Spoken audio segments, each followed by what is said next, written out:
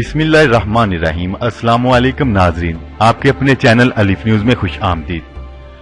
Pakistan navy के torpedoes भारतीय बहरिया के लिए बड़ा खतरा है। टॉर्पीडोज की इजाद आबदोज की इजाद से मुंसलिक है। सबसे पहली जंग अजीम में पानी के अंदर चलने वाली छोटी आबदोजों का इस्तेमाल हुआ, जबकि दूसरी जंग अजीम में इन्हें ही दो हैकल जिसामत का हामिल बना दिया गया। इसके साथ साथ आबदोजों को तबाह करने वाले टॉर्पीडोज भी जदीद से जदीद बनाए जाने लगे। इस हवाले से बताता चलूं कि दूसरी जंग अजीम में ऐसे सरफिरे जापानी भी मौजूद थे जिन्होंने अमरीकी बहरी जहाजों को तबाह करने के लिए खुदकुश टॉर्पीडोज बनाना शुरू कर दी। इन टॉर्पीडोज को एक बंदा ऑपरेट करता था, जो कि खुद को किसी जहाज या आबदोज के करीब ब्लास्ट कर देता था।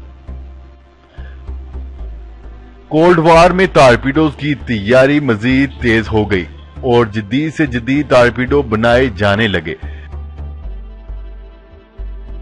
मौजूदा वक्त में दुनिया के सबसे खतरनाक टॉर्पीडोज में पाकिस्तान का भी एक टॉर्पीडो MK-50 शामिल है। पाकिस्तान के पास कई तरह के टॉर्पीडोज मौजूद हैं, जो कि फजाई बहरी जहाजों या आबदोजों से फायर किए जाते हैं।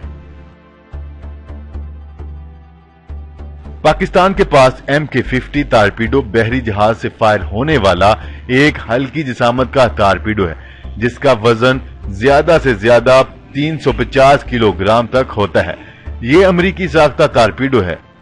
दरअसल ये टॉर्पीडो MK-46 की जदीद किस्म है, जबकि MK-50 की जदीद किस्म MK-54 टॉर्पीडो के नाम से जानी जाती है। किसी भी भारतीय आबदोज को 11 किलोमीटर के फासले से हिट कर सकता है। जिसामत में छोटा और तेज रफ्तार होने की वजह से आबदोज का रेडार टॉर्पीडो को देखने से महरूम रह जाता है। एक अमरीकी नेवी कप्तान का कहना है कि बहरी जहाज की तरफ दागा जाने वाला हैवी टॉर्पीडो क्लोज रेंज से तबाह किया जा सकता है, अगरचे इस टॉर्पीडो को सोनार की मदद से इंगेज किया जाए और वायरलेस मोड पर MK-50 को इस टॉर्पीडो पर फायर कर दिया जाए, यानी इस टॉर्पीडो की मदद से हमला आवर बड़े टॉर्पीडो को तबाह करना भी मुमकिन है।